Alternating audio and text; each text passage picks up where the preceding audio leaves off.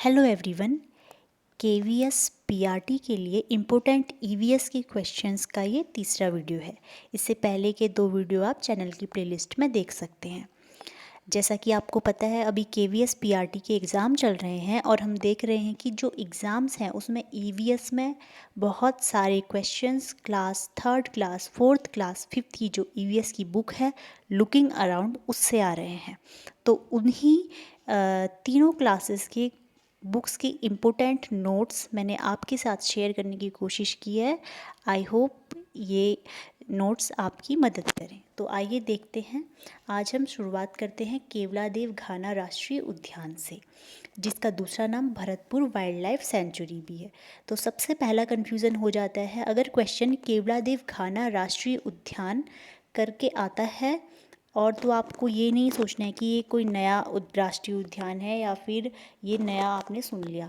यह Bharatpur wild life sanctuary ही है। इसका दूसरा नाम केवलादेव घाना राष्ट्रीय उद्यान है, या इसका नया नाम केवलादेव घाना राष्ट्रीय उद्यान है। इसका मशहूर नाम भरतपुर वाइल्ड लाइफ सेंचुरी है, जो कि राजस्थान के भरतपुर में स्थित है।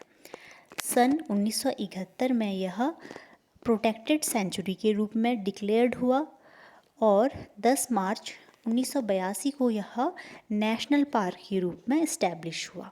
यह एक विश्व धरोहर भी है, वर्ल्ड हेरिटेज साइट भी है, और सबसे ज़्यादा यह नेशनल पार्क फेमस है बर्ड्स के लिए, जो कि साइबेरियन क्रेन्स हैं। इन्हें देखने के लिए हर साल लाखों सैलानी यहाँ आते हैं, बर्ड वॉचर्स आते हैं। तो ये थी केवलादेव घाना राष्ट्रीय उद्यान के बारे में कुछ महत्वपूर्ण जानकारी, जिससे अधिकतम क्वेश्चन आता है कि केवलादेव घाना राष्ट्रीय उद्यान किस लिए प्रसिद्ध है, या फिर भरतपुर वाइल्ड लाइफ सेंचुरी किसके लिए प्रसिद्ध है, जिसका उत्तर है साइबेरियन क्रेन्स के लिए, या फिर शॉर्ट में बर्ड्स के लिए। उसके बाद आता है मलेरिया। इससे पहले की वीडियो में हमने पढ़ा था कि जो मच्छर होता है वो डेंगू, मलेरिया और चिकनगुनिया फैलाते हैं, तो जिसमें से मलेरिया के ज़्यादा क्वेश्चंस एग्ज़ाम में आते हैं। तो आइए देखते हैं मलेरिया से क्या जानकारी आपको रखनी है जो एग्ज़ाम में आ सकती है। तो रोनाल्डो रॉश ने सबसे पहले बताया कि मलेरिया मच्छरों के कारण होता है। बहुत ही इम्पोर्टेंट इससे क्वेश्चन आता है कि किसने बताया कि मलेरिया मच्छरों की वजह से हो रहा है, तो वो बताया रोनाल्डो रॉश ने। इनकी इस खोज के लिए इन्हें नोबेल पुरस्कार भी मिला था, नोबेल प्राइज़ भी मिला था। इनका जन्म उत्तराखंड के अल्मोड़ा में हुआ था, क्योंकि तब ये ब्रिटिशर्स थे, रोनाल्डो रॉस ब्रिटिशर्स थे और इनके जो पिताजी थे वो उसमें उत्तराखंड के अल्मोड़ा में थे, तो यहाँ वो पोस्टेड थे, तो इसलिए उस समय इनका जन्म भी अल्मोड़ा के उत्तराखंड में ही हुआ। लेकिन बाद में इन्होंने अपनी शिक्षा दीक्षा के लिए वापस ब्रिटेन चले गए थे 9 वर्ष की उम्र में। उसके बाद देखिए, जो मलेरिया होता है उसे मादा एनाफिलीज मच्छर फैलाती है, और यह जो मलेरिया है वह प्लाज्मोडियम वाइवैक्स प्रोटोजोआ के कारण होता है। तो सबसे पहले मलेरिया फैला कौन रहा है? मादा एनाफिलीज मच्छर फैलाती है। क्या फैला रही है? एक प्रोटोजोआ होता है Plasmodium vivax. Plasmodium vivax protozoa मादा एनाफिलीज के द्वारा मनुष्य के शरीर पर जाता है। जब यह मादा एनाफिलीज किसी इंसान को काटती है, बाइट करती है, तो उसके शरीर में यह प्लाज्मोडियम वाइवैक्स मनुष्य की मादा एनाफिलीज के शरीर से मनुष्य के शरीर में प्रवेश कर जाता है। तो आपने क्या याद रखना है? जो मलेरिया है मच्छरों से होता है, रोनाल्डो रॉश ने बताया, जिसके लिए उन्हें नोबेल पुरस्कार भी मिला। और मच्छर में भी मादा एनाफिलीज जो फीमेल एनाफिलीज है वो इसको फैला रही है, और मलेरिया हो रहा है एक प्रोटोजोआ है प्लाज्मोडियम वाइवैक्स, उसकी वजह से हो रहा है। और अब मलेरिया की साथ में दवा भी देख लीजिए। जो मलेरिया है उसकी दवा होती है सिनकोना पेड़ की छाल से। सिनकोना पेड़ की छाल से मलेरिया की दवा बनती है, जिसे कुनैन भी बोलते हैं।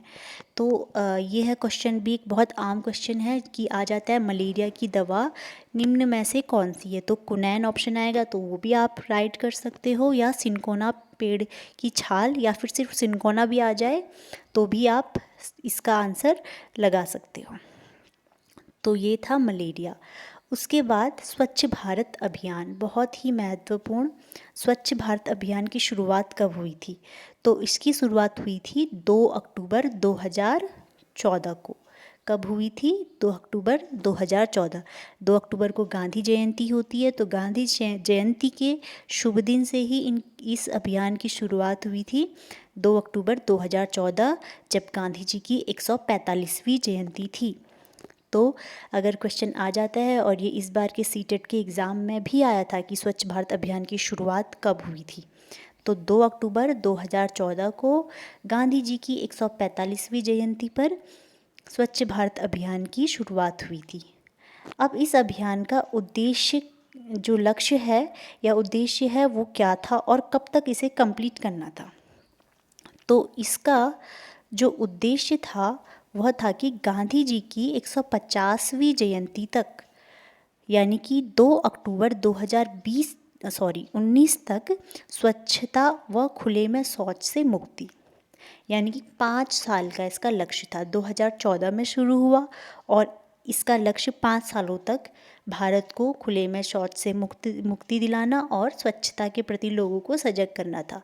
तो 2014 में आप 5 जोड़ोगे 2019 हो जाएगा। तो 2014 से शुरू हुआ, 2019 145वीं जयंती से 150वीं जयंती तक ये हुआ। ठीक, उसके बाद आखिरी का नोट्स है आज का। कप्पा से टैपियोका साबूदाना बनता है।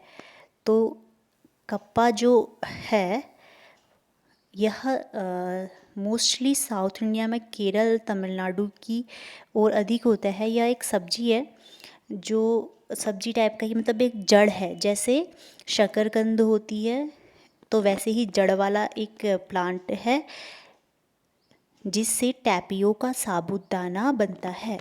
कप्पा जो शब्द है वह मलयालम भाषा का शब्द है, इसे कसावा भी बोलते हैं।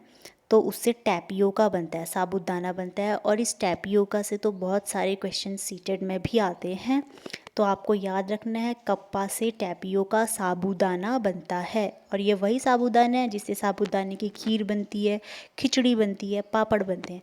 तो कप्पा एक प्लांट होता है जिसकी जड़ एकदम शकरकंद जैसी होती है, तो उसकी जड़ से ही हम क्या बनाते हैं? टैपियोका साबूदाना बनाते हैं। और ये मुख्यतः केरल में होता है और तमिलनाडु में भी होता है। तो आज की इस वीडियो में इतना ही।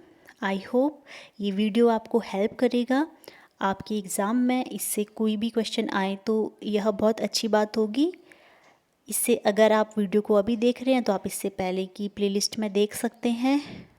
तो आज की वीडियो देखने के लिए आपका बहुत बहुत धन्यवाद।